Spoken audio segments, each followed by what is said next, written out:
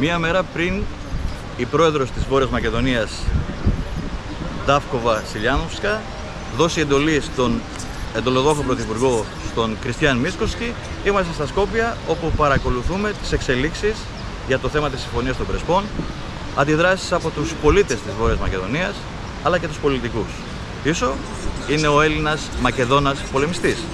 Δεν είναι πλέον ο Μέγας Αλέξανδρος, παρότι είναι πιστός ο Μέγας. Είναι φυσικό ότι ο Μέγας Αλέξανδρος δεν θα μπορούσε να μην έχει απέναντί του τον πατέρα του.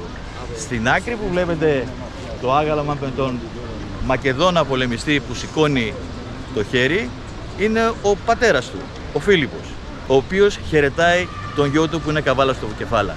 Βλέπετε τη σημαία, ενώ πίσω είναι το αρχαιολογικό μουσείο της Βόρειας Μακεδονίας, όπου έχει αλλάξει η επιγραφή και δεν λέγεται πλέον Αρχαιολογический μουζέι на Μακεδόνια, αλλά Αρχαιολογический μουζέι на Ρεπούμπλικα of Σέβερνα Μακεδόνια.